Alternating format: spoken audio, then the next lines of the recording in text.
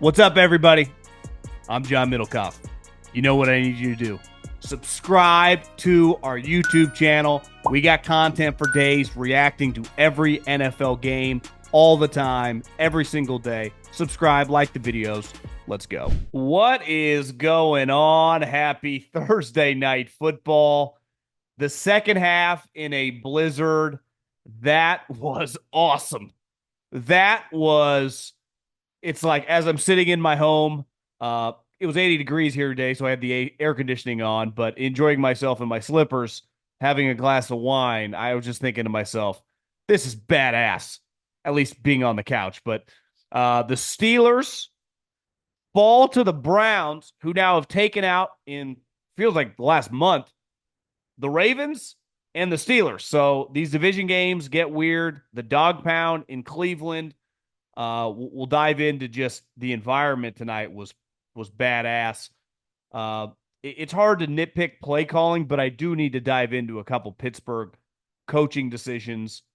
And it's hard to lose a game like that when Russell heated up there in the second half. But the games and the seeding. I mean, Pittsburgh, they had a little cushion after beating Baltimore, and tonight kind of come back to earth. So we'll dive into that. Obviously, it's Fugazi Friday. So we'll touch on some stuff there, and the stuff coming out of New York. Daniel Jones gave a little goodbye speech as he serves as the scout team safety, and the Jets. Since last I talked, an article came out on Woody Johnson and benching Aaron Rodgers. Just a lot of stories flying. So I want to dive into a lot's going on in New York with their football teams, who are obviously both not good.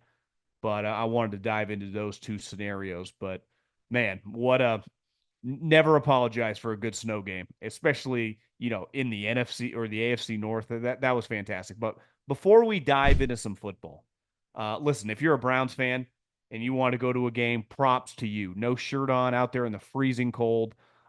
You can go to any game with our friends, our partners, in the official ticketing app of this podcast, Game Time. Here's the thing. Any event you want to go to, college or pro, a concert, a comedy show, you just type in the venue. You type in the team. You type in the game. You type in whatever you want to figure out where you want to go. And then you search by price points. It has it broken up by cheapest to most expensive. They have flash deals. You can, for concerts, you can tell where you're sitting around the stage. For games, obviously, it gives you views of where you're sitting. I've used it countless times that way to stadiums or venues that I've never been to. And it makes it much easier to buy tickets when you're going to a place that you've never sat in before for a concert or for a game to know what your sight line is going to be. So take the guesswork out of buying tickets with Game Time. Download the Game Time app today. Create an account. Use the code JOHN for $20 off your first purchase. Terms apply. Again, create an account. Redeem the code JOHN for $20 off. Download the Game Time app today. Last minute tickets, lowest prices guaranteed. Before we dive into the actual game, I just want to tip my hat and give a standing ovation to the Browns fans. Obviously, that game, if you don't live in an area where there's frigid cold temperatures like the Midwest or the Northeast, it is an extremely cool event to watch a snow game like that. For those of us that grew up on the West Coast, when we wanted to go to the snow, we had to get into our car and drive several hours to a place called Lake Tahoe. I think in my 18 years of growing up in the Sacramento area, I think it snowed one time for like 2 hours. And it was a really, really big deal. And then having lived in Philly and live in some of these cities where it snows, it's a different way of life. And I was thinking this watching the game tonight. Listen, I love football. If you're listening to this, you probably love football. I really think, and you just look around this country, it's hard to fake when you really, really give a shit. Like, it's pretty obvious in the South how much they care about college football. It's pretty obvious when you go to some of these big cities how much they care about, like, their food scene. You can't fake being 2-8 and having a season from hell, having your team be a joke again after Stefanski helped resurrect it these last 3 or 4 years. Be completely out of it, feel like a hopeless franchise because you have this quarterback with a torn Achilles who's going to take up a bunch of your cap space, and to pack that house to be against, and I understand it's a division rival and it's a big deal for the game, but to treat that game, if you didn't know any better and you didn't follow the NFL and you just turned on that game and you didn't know records, you would think that was like a winner get into the playoff level environment.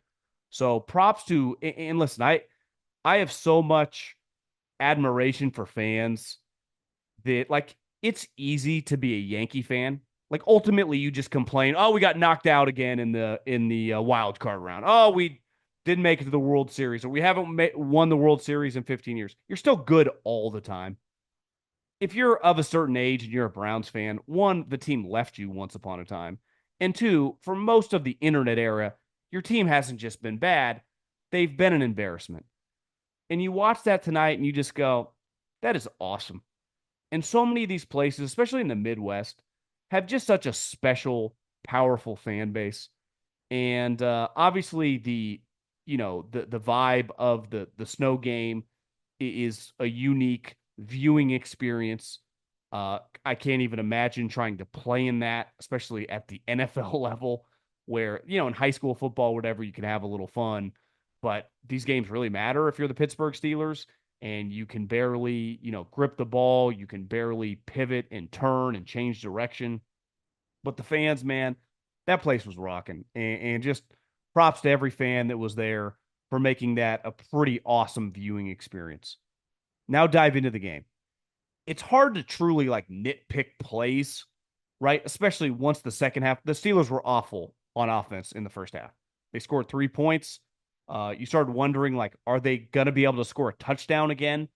And then obviously the weather was turning. You're like, they are screwed. They're down 18-6 going into the fourth quarter. Jameis goes viral before the game even starts.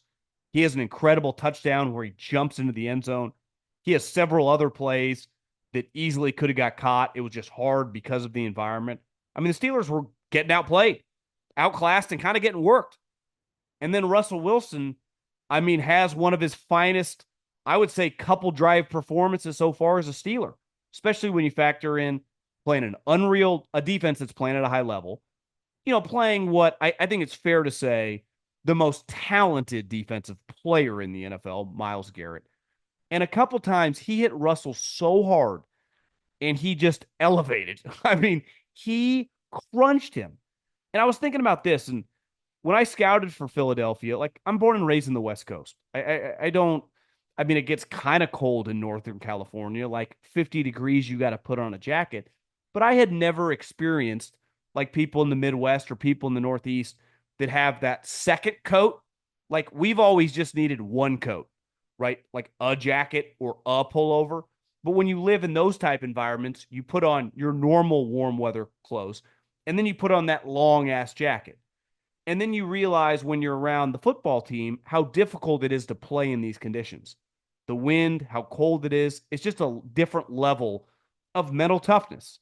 And scouting defensive players in that environment, you know, regardless who you get, whether you play in a dome or whether you play outside, most defensive players translate, right? Like Myles Garrett could play in cold weather, warm weather, it doesn't matter. Same thing with Jared Verse or Nick Bosa. You could easily put them in Philadelphia, New England. They'd be fine. Aaron Donald, it doesn't matter. But on offense, it does, especially with the quarterback. And when you scout in that environment, it's like the Steelers really drafted Kenny Pickett to play in the AFC North. That is insanity. And then you watch what they got. Like Russell Wilson played for a decade in Seattle, which doesn't get the snowstorms like that, but it's very cold, very windy, and obviously very wet. So he's used to playing in inclement conditions. And then their backup quarterback, once he transferred to Ohio State, then played early on in his NFL career in Chicago. So they are comfortable playing in that environment. And Russell like flipped a switch in the fourth quarter, led 2 touchdown drives, and you're like, the Steelers are going to win this game. And it is going to be a fantastic victory. And one thing, a couple times, and listen, like I'm not opposed to doing this, especially in that game, bringing in Justin Fields. They've done it now 2 or 3 weeks in a row and running some of the zone read, getting the ball in his hands and let him use his explosive athleticism. And tonight he busted out a big run, but he was also stuffed on a fourth down. And I do think if you're going to keep doing that, you're going to have to implement some passes. So at least the defense, if it's 3rd and short or 4th and short, has to honor the pass. I do believe that. I wrote that down in my notes while the game was going. But I also think there's a time and a place. And there was under 4 minutes. The Steelers had the ball. If they got a first down, they couldn't have run out the clock because the Browns still had timeouts, but they definitely could have dictated more of the terms of the game. And they put Justin Fields in a situation in which they'd put him in earlier, but they have him throw the ball. And it wasn't like a high percentage throw. It was a deep bomb down the left side to George Pickens that wasn't really remotely close to being completed. And listen, you can question Russell Wilson, just like how good is he relative to how good he used to be. You know, tonight he still makes some of those great lollipop throws. He actually hit some slant routes throughout the game. To me, the most impressive part about tonight was like his toughness in how like unfazed he was by getting peppered by their defensive line and linebackers. He just kept getting up. Like, it's like, goddamn, this guy's really, showing out for Pittsburgh Steelers and Pittsburgh Steelers football. Like, this is the type guy they like. He probably earned a lot of respect tonight. His best throw is that pass down the sideline. So if you are going to call that play in that spot under 4 minutes when you have a 1-point lead in this crazy-ass game, have the better quarterback in terms of throwing the ball, throw that ball. It made no sense in that spot. So then you got a punt. The punter shanks the punt. And they get into this weird situation on 3rd and 2 where they call a great blitz. Patrick Queen crushes Jameis. Jameis, desperation, gets rid of it. And they get a penalty. Luckily, they avoid, intentional grounding, and they get the illegal lineman touching the ball. And there's a lot of no one knew what was going on. And essentially, if I was Mike Tomlin, I would not have accepted the penalty. Because if you make them, instead of going 4th and 2, you give them 3rd and 7, well, they get 2 plays then. If you go 4th and 2, 1, they got to choose. Are they going to try to kick a 43, 44-yard field goal? Clearly, they probably weren't. It was into the wind, into the snow. They would go for it. Well, the unit you rely on the most, if you are going anywhere this season, obviously you're going to need Russell to play at a high level. It's going to be because of your defense. It's not going to be some offense scoring 25-plus points. That's not the way you play, whether it's a blizzard or not a blizzard. So I didn't like that decision. And then he fucking calls a timeout after they're all discombobulated, and he only had 2 of them at the time, and he blows one in that situation. And obviously a couple plays later, they score. And then they get the ball back with 55 seconds, and they only got 1 timeout. It made no sense. If I was a Steeler fan, it's hard for me to judge play calling. Why didn't we run more quick game? Why didn't we? It's a difficult spot to be in a blizzard. So I'm not nitpicking you why did we run so many off-tackle runs? It's hard. But there were 2 specific moments where there is no avoiding. And listen, Mike Tomlin has had an incredible season.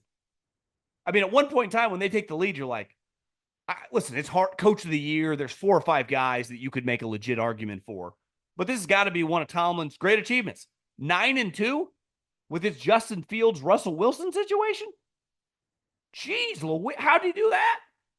How many people, even Steeler fans, would have believed at the beginning of the season, when it looked like they were going to win this game, they would be 9-2 going into Thanksgiving week? There isn't a Steeler fan alive that wouldn't have signed up for that. And most of us humans would have been like, listen, I was wrong on the Steelers, even at 8-3, but I never thought they would be 8-3. I thought, probably like a middling 500 team, maybe a little under, is going to get weird. So he's done an incredible job. But those 2 moments, and I understand he's not the offensive play caller, but I'm sorry. In that spot, I got to be on the headset if I'm Tomlin telling Arthur Smith, we got to win or lose this game with Russell Wilson. Think of the time he was 18 of 22. I think he ended up finishing 20 of 27 or something. I just can't believe they had Justin Fields throw it in that spot. It made no sense. And the blowing the timeout, I guess maybe you were discombobulated on defense or whatever, but there's nothing worse than blowing a timeout and then giving up an immediate first down. It was just that couldn't have been any worse. And then ultimately at the end of the game, it was a huge swing moment for not having, an extra timeout. They only had one, and it really limited what they could do on that final drive because they had to hurry up to the line after I think one of their first plays, the Freiermuth, to try to get off another play because they wanted to kind of like have their cake and eat it too because they wanted to use the timeout a little bit later. Well, if they had two, they could have called it right there and preserved a bunch of time. So listen, I'm not like acting like he sucks or it's just some devastating big picture move, but like, listen, they had a 2-game cushion. They had the lead, and the coaching staff, which has been really good tonight, I thought kind of fucked the Steelers in this spot with the Justin Fields throw and then that timeout. And I also think they got lucky that like if I was Stefanski, I would not have had Nick Chubb or my running backs. Like, we're getting down at the 1 or 2. Now you can say in the blizzard, kicking is a little worrisome, but even Kirk Herbstreit said, like, listen, as someone that's born and raised in Ohio and been watching the Browns my whole life, seeing that 50 plus seconds on the clock was pretty nerve wracking. But, props to Jameis. Very, very fun game. Props to Myles Garrett for still playing his ass off. That's the thing about the NFL. We talk about it all the time. In these prime time games, especially divisional matchups, you got to throw the record out the window. Because one, the Browns have a lot of dudes that live in big ass houses and drive Range Rovers as well. And two, like you have pride. Everyone in the league, everyone in the country that watches football is watching you play. It's why we see, and listen, Thursday nights are weird, short week. You get a huge advantage being the home team later in the season, right? Your bodies are really kind of beaten down. But we see these upsets on Thursday night and Monday nights in November and December every single year relative to the records. And you just got to throw it out. Now, listen, once you saw the weather, obviously the game kind of like all the advantages gets neutralized a little bit given the field conditions and turning and passing is difficult. But the Browns out-executed them, out-coached them down the stretch. Period, point blank, end of story. And we'll have to see how this plays out. They still got the 1-game lead over Baltimore. But if the Steelers end up not winning the division, if I was a Steeler fan, it'd be difficult for me to forget the last 3 or 4 minutes of this game because they really had an opportunity to be 9-2 and be on the fast track down the end of this season to, like, who knows, maybe you have a seat, a 2 or 3 seed wrapped up by that final week and you can rest everybody going into the, wild card weekend. And now, this loss could come down to haunt them. And we said this about the Browns. Isn't it crazy that when Deshaun, like, is there any doubt that the Browns lose the Ravens game and lose the Steeler game if Deshaun Watson doesn't hurt his Achilles and Jameis doesn't play? I mean, how many guys, and listen, it's not like they've won a lot of games, but if you just watch them play, how much more competitive they are on a weekly basis with Jameis Winston. I mean, he looks like John Elway relative to Deshaun Watson. So props to the Browns, props to Stefanski. Appreciate Stefanski as well, younger guy, but, this isn't college. You're not recruiting. You don't need to dye your beard. Just let it be natural. He's got the grays going. Obviously, a lot of stress with Jimmy Haslam. Hanging over, peeking into his office probably 24 hours a day. It can't be easy, but that was a nice win. So even if you're having the season from hell, you get at home, beat the Ravens, beat the Steelers. It's got to feel pretty good. Okay, the NFL season is rolling along and contenders are separating from the pack. But one thing hasn't changed, baby. DraftKings Sportsbook, an official sportsbook partner of the NFL, is the #1 place to bet touchdowns. Listen, whether it's fades in the corner of the end zone, running backs breaking big 60-yard runs, we don't care. We just want to bet touchdowns, and DraftKings is the place to do it. Ready to place your first bet? Try betting on something as simple like a player scoring a touchdown. Go to DraftKings Sportsbook app and make your first pick. Here's a reason for new customers to do a touchdown dance of their own. Bet $5 to get $150 in bonus bets if your bet wins. Score big with DraftKings Sportsbook, the #1 place to bet touchdowns. Download the DraftKings Sportsbook app and use the code JOHN. That's code JOHN for new customers to get $150 in bonus bets if your bet wins when you bet just $5. Only on DraftKings. The crown is yours. Okay, I wanted to go to New York football. And there's a lot going on. right now with the Giants and the Jets. None of it good. Both teams, I guess, simply put, stink. And they're terrible at football, which is a problem given that they are football teams. So it's not good. The Giants, you could argue, are even worse than the Jets. It's really, really ugly with both franchises. But I wanted to start with the Giants because Daniel Jones today addressed the press, the media, the people that cover the team, and essentially said his goodbyes. Which some would say, well, why is he doing this now? Well, obviously everyone knows by now, if you follow football, Daniel Jones has been benched, but he hasn't just been benched. He's been made the third string quarterback, basically acknowledging he's never going to play another snap for the Giants ever again. This move was made for financial reasons. They don't want him to get injured and owe him $23 million. So they don't make him the backup because you're just one snap away. You make him the third string. The game plan would be for him never to play again for the New York Giants.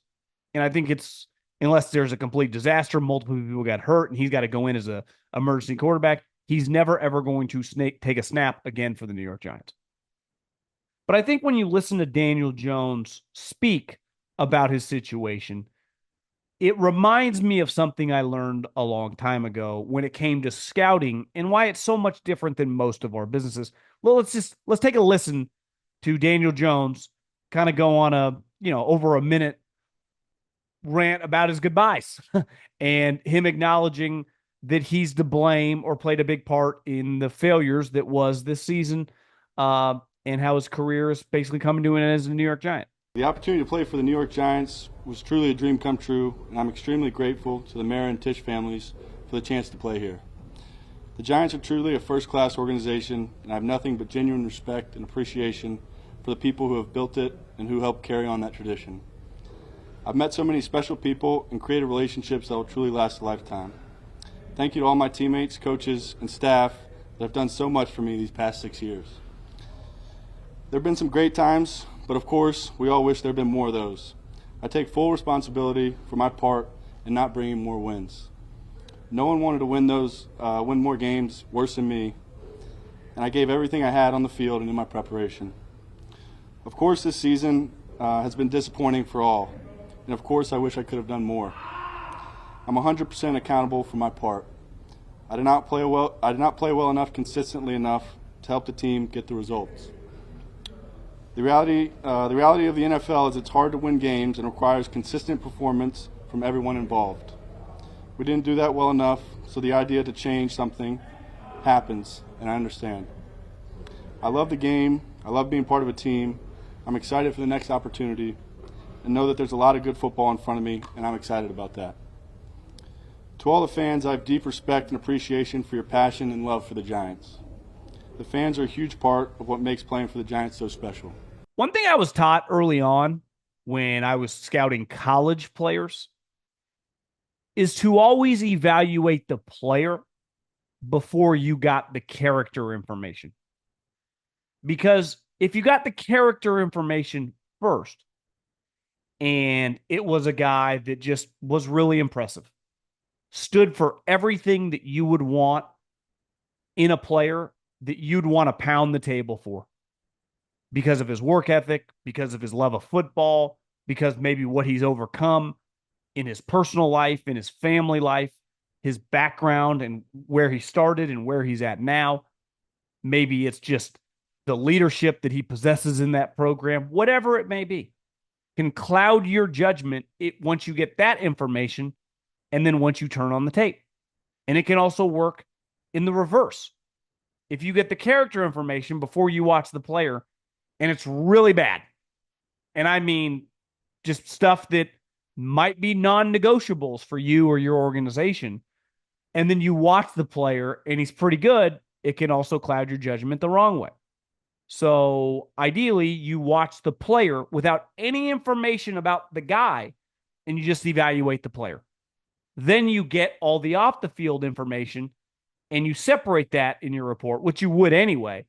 But your evaluation on the field, which obviously is the most important thing in the business of football, is separate. And it's just strictly, can the guy play? Can he not? Does he fit your team or does he not?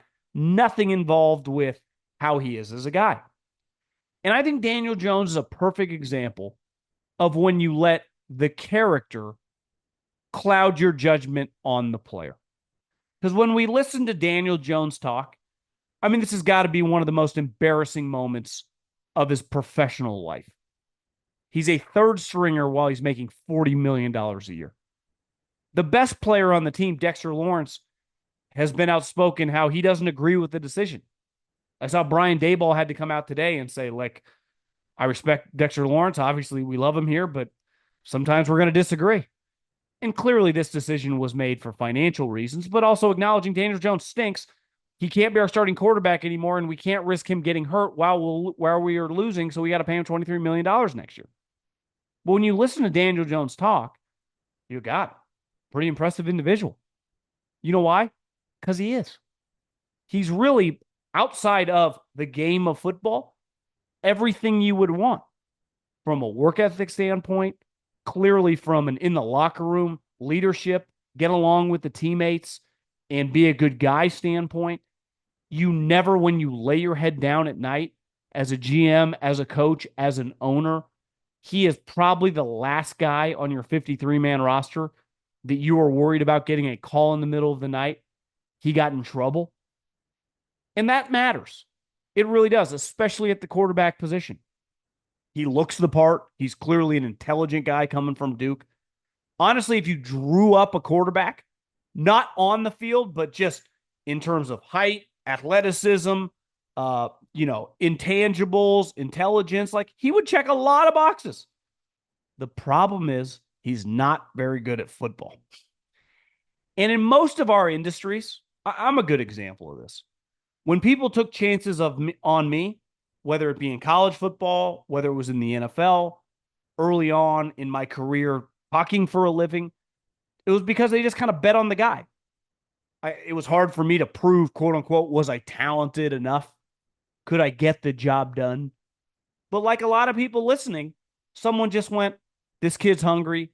This guy wants it. I'm taking a chance. Right? That's why most of us, whether you run a company, whether you run a business, whether you're in charge of hiring, why a lot of people take chances on people. You're just kind of betting on the person. Obviously, there are some industries where you have to have, a level of a resume in that field, whether it's a doctor, a medical degree, a lawyer, a law degree. But for a lot of us in the private sector, it's like, I just believe in this guy and we will help teach him and figure out how to produce in said industry. That is not the case in football, especially at the quarterback position.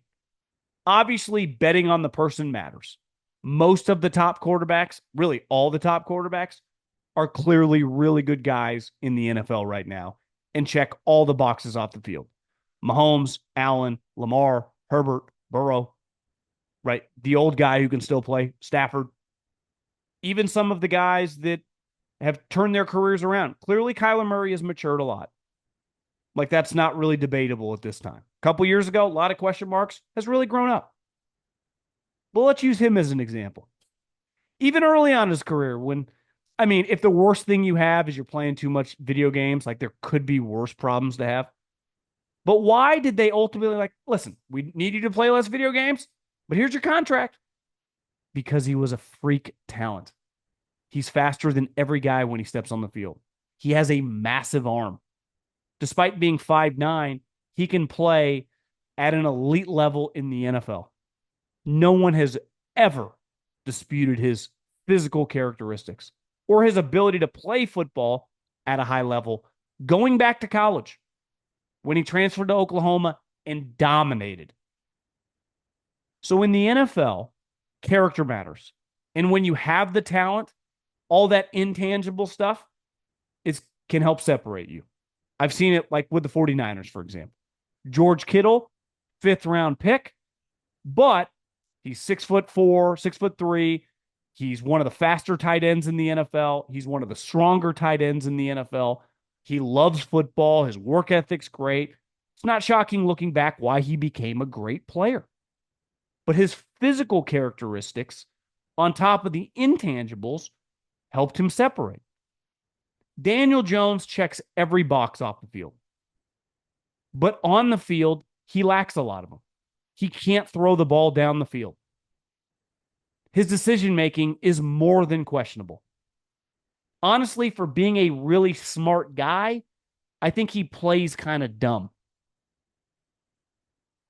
And in scouting, you have to be very careful about betting on the guy when they're not a good enough player. Just like you have to be very careful against betting on, I can't even speak, betting against the guy when they're an elite player. Why? Because young people mature, because people turn around their life. Because sometimes at 22, 23, 24, you do dumb shit and you're not a bad guy. Some people are bad guys. Like, we don't live in some utopian society. No matter how much some people in the media believe that that's what ultimately this world can be. That's not going to be the case. It never will be. Some people are just awful people for whatever reason. I don't know why. We all have different stories. But the longer you live, the more you realize, like, yeah, some people are just not good people. But some people do something dumb when they're young, and then immediately, like, you look back 10 years later in their NFL career and they're off half the draft boards, and they're like, God, that's a really impressive guy. It's like, well, yeah, turned his life around. I think the best example is like Tyrann Mathieu was kicked out of college at LSU.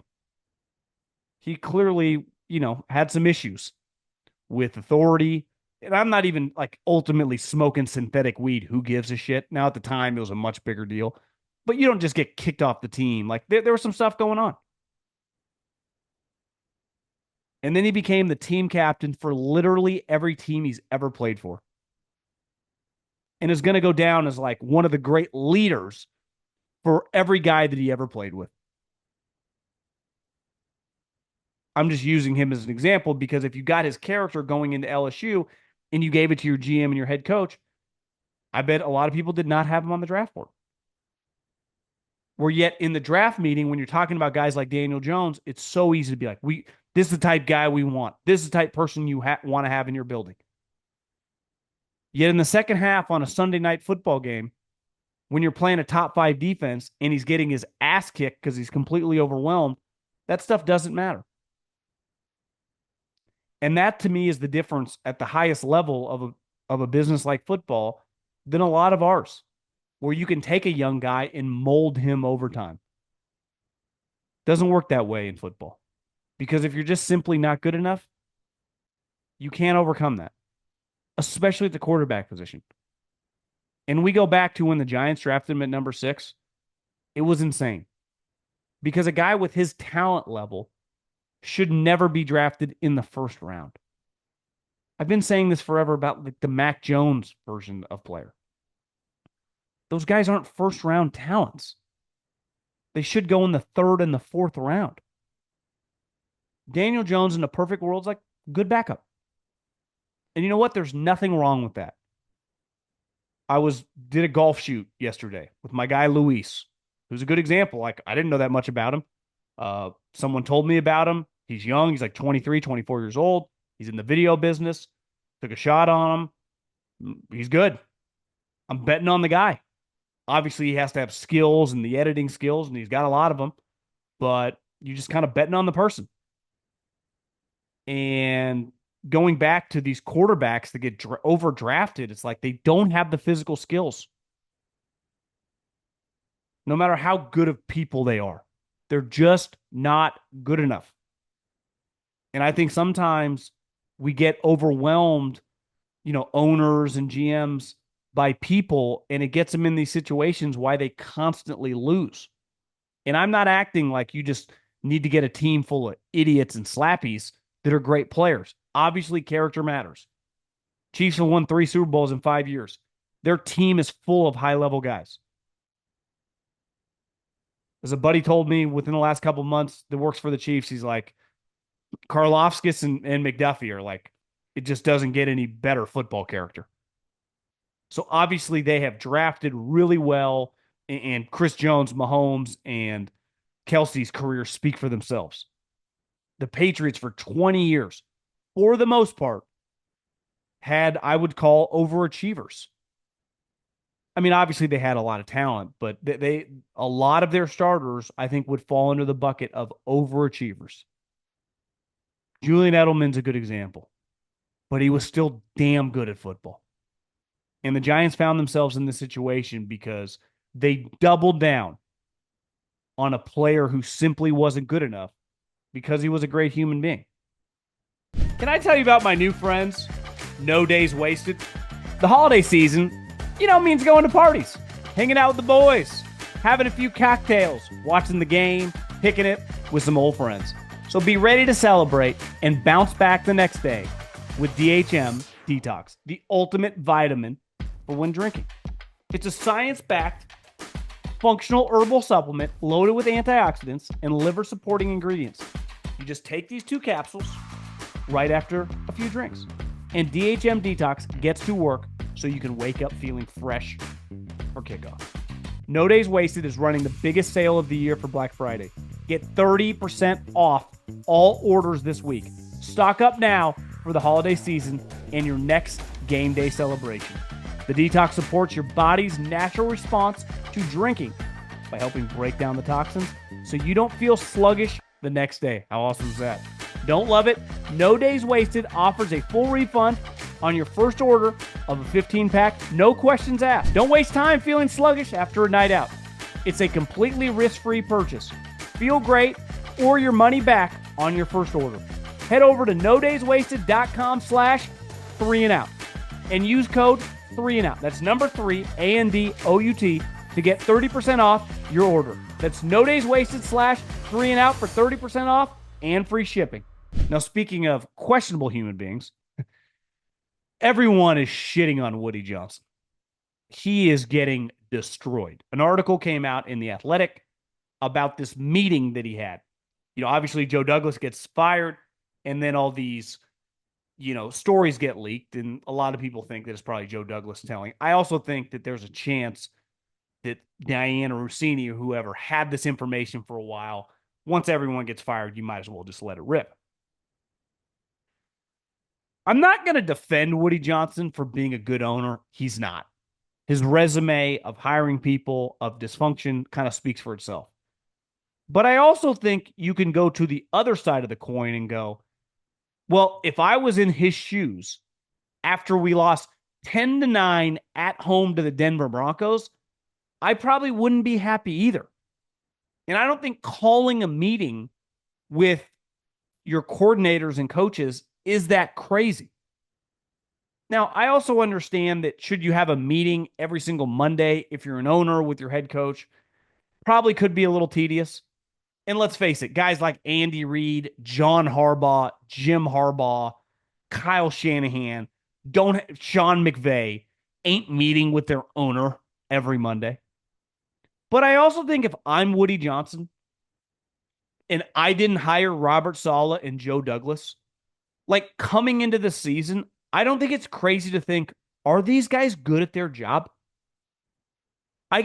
Listen, I know a lot of people with the Eagles that worked for Joe Douglas. Most people really like him. Think he's pretty impressive.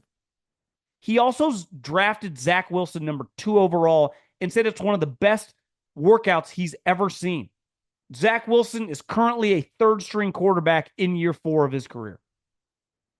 He then doubled down on trading for Aaron Rodgers, who the majority of the NFL wasn't interested in. And the Green Bay Packers kind of fleeced him.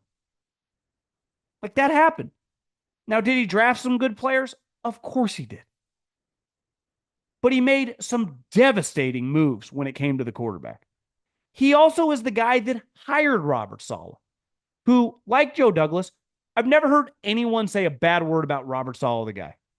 People really, really like Robert Saleh.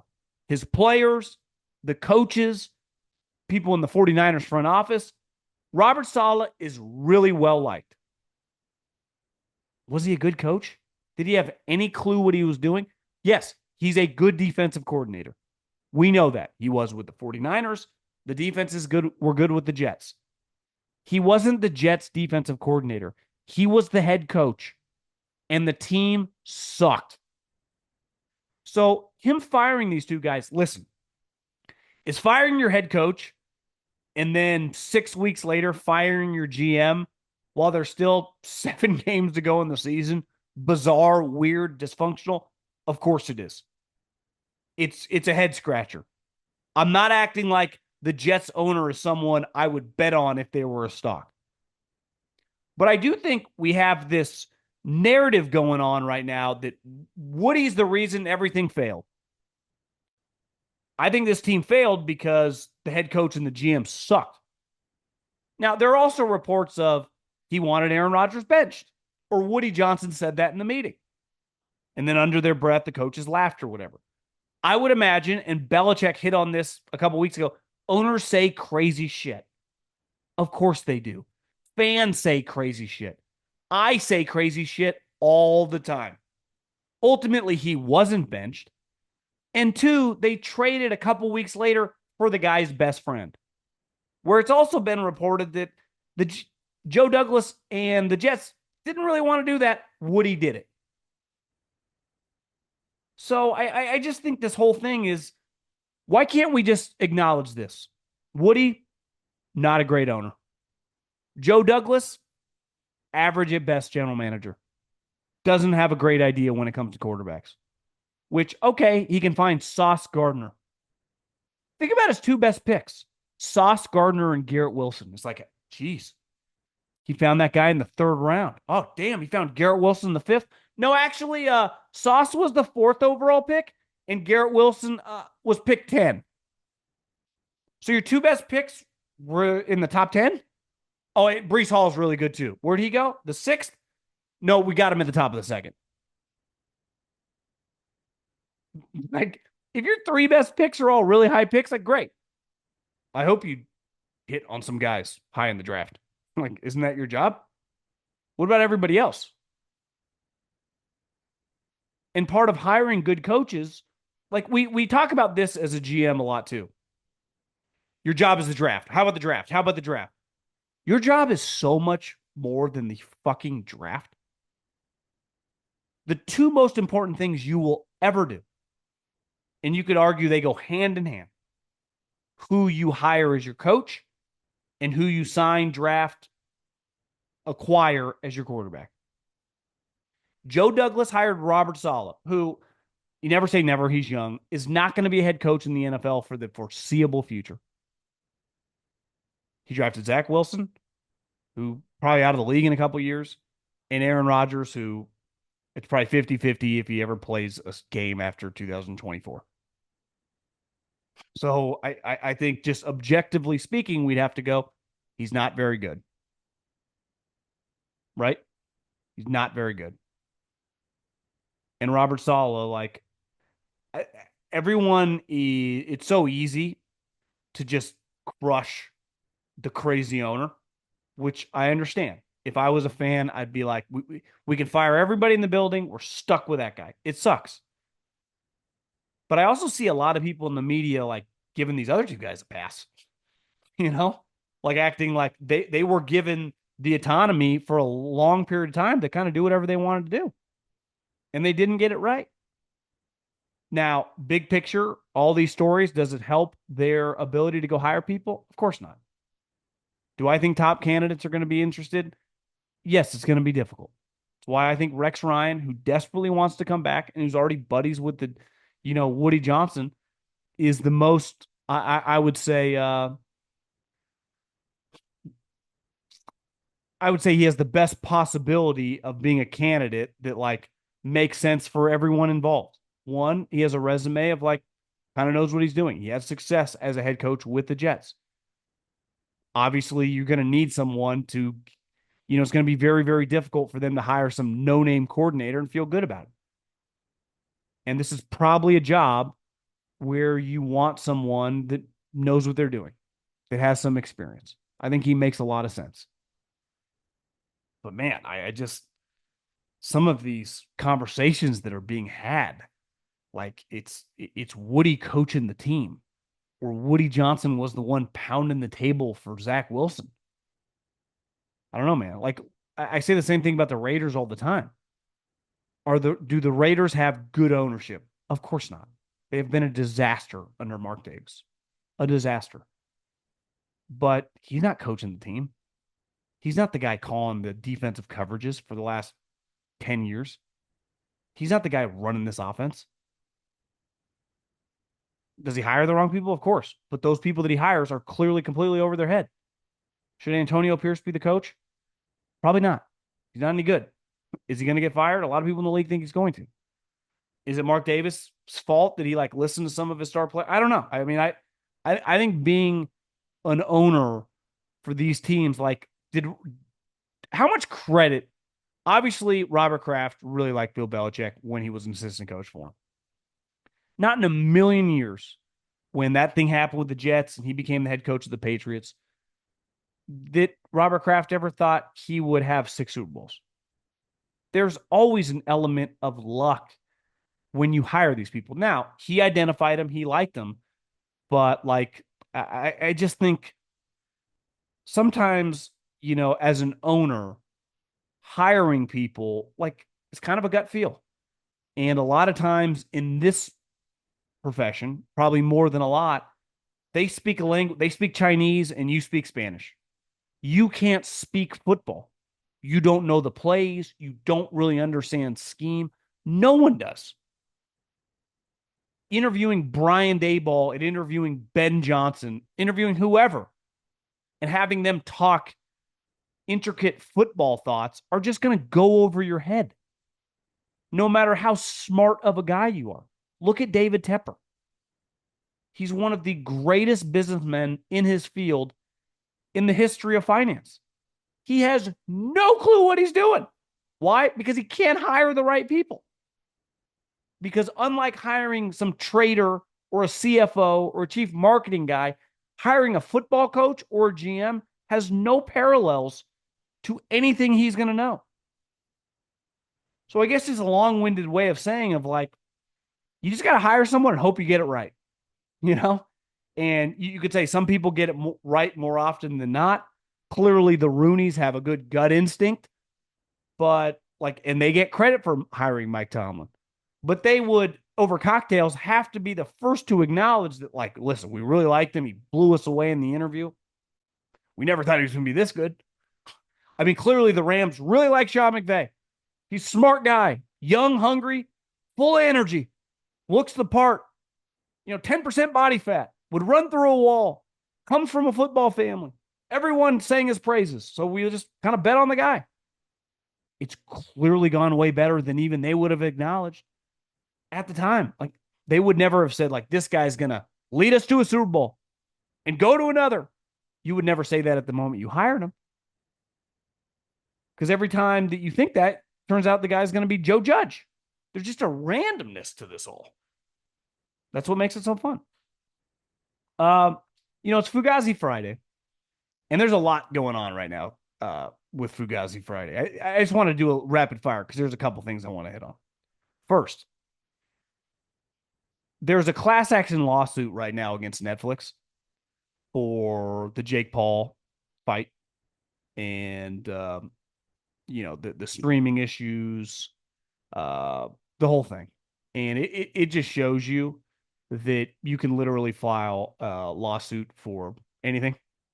Because we talked about this earlier in the week. If you are one, it's just a classic money grab. You're going after this multi-billion-dollar company hoping to get a settlement. I hope you lose because no one forced you to watch that. And one, it was essentially free given that the overwhelming majority of people, I guess not majority of people, but a large percentage of people in this country have Netflix. It's not a pay-per-view event, and you did not have to watch it. But if you were to get part of a class action lawsuit against Netflix, I guess this is the best way to give my opinion on this. I think you're a loser. I think deep down, you are a massive, massive loser. 2, I saw today that Pat McAfee had on this young quarterback in high school who I guess a 5-star kid from Georgia who had offers from everybody. And he was making his commitment on McAfee's show. And he chose, and it was Colorado did a pretty cool video of Shador handing him the keys, that he's going to Colorado. And I was thinking about what a giant fugazi these commitments in college football are now, if you're a fan of that team. Because before, if you got a commitment and the guy signed with your team and come either he's an early enrollee or he's going to come in the summer, there was like a 95% chance that guy was going to be in your program as long as he played, right? If he was a great player, it might only be 3 years. For the overwhelming majority of players, it would be 4 or 5 years. That guy would be a Colorado Buffalo, a Nebraska Cornhusker, a USC Trojan. He's not even guaranteed to be on your team in 2025. I'll give you a couple scenarios. If Dion were to leave to Colorado, he could transfer to anywhere he wanted. If Dion were to leave to program X to coach it next year, he would go with him. Just like the star left tackle that was one of the highest rated guys that currently is their starting left tackle, number 77, would also be gone. So your team that you have right now of returners and guys that are going to commit, if Dion leaves, they're gone. They are all gone. So I think forever, like picking up a hat and making a commitment was cool because, like, damn, this guy's going to Oregon. This kid's going to Bama. I'll never forget when Landon Collins, remember the safety? Pretty sure he's from Louisiana. The Under Armour All-American game, if I remember correctly. And he had the LSU hat and the Alabama hat. And he picked up the Alabama hat where obviously he played for Nick Saban. And his mother was not very happy. She wanted him to go to LSU. Well, and obviously he just played his entire career at Bama. Like, wherever you committed, that's where you played. But now with the transfer portal, none of that matters at all. Someone told me a story recently about a kid that was an early enrollee at, coming out of high school. So he's an early enrollee. Basically, instead of having your spring semester in high school, you graduate early and you're in that program for spring practice. And he was in the transfer portal after spring practice. Wasn't even technically a college freshman yet. So to act like any of this means anything, again, the social media video was cool. Shador handed him the keys. Travis Hunter said today, like, I'm going to the NFL. Travis, we knew that. But like, and I'm not a huge recruiting guy, never really have been since leaving college football. But anyone trying to act like these recruiting signings mean much in 2024/25, I just got to push back because it just doesn't. And then I'm going to end with this. The Sixers being 2-12 is really, really funny. And, I think sometimes, Joel Embiid, who is the article and the story just came out that he was literally late to practice and late to basketball related things. And this is a man that cried several years ago after losing and claimed recently of probably within the last month, maybe even less than that, that people talking shit, it's BS because of everything he's done for the city of Philadelphia. I am glad that the process, which I think started a movement in the NBA that has definitely played a part in the interest in the sport, which has been diminished in terms of people watching the games dramatically. They've lost a lot of the audience. I do think that the Sixers were the most upfront about it. They fully tanked. They are not alone. Other teams has done it as well. They were the most, I would say, aggressive, multiple years, refusing to sign veteran players, and just sucked. And it's led to where they're at now, currently 2-12. And I think I heard someone say they're like 2-1 right now, currently, to make the playoffs. I mean, this was a team that people thought could win the NBA Finals. And I think anytime where your number one goal, especially when it comes to sports, is not everything we have to do to win. What do we have to do to win? And obviously, unlike football and basketball and baseball, sometimes you're cool with losing a game. You have 82 games, 162 games. Like, not every game matters. That speaks true to when I was a kid and Michael Jordan was playing 81 games or 82 games, right? if he lost one, it wasn't the end of the world. This is not football. But for a long period of time, winning just was not important. And I think it's impossible to flip the switch, right? When it things that matter always kind of matter to those who are very serious about things.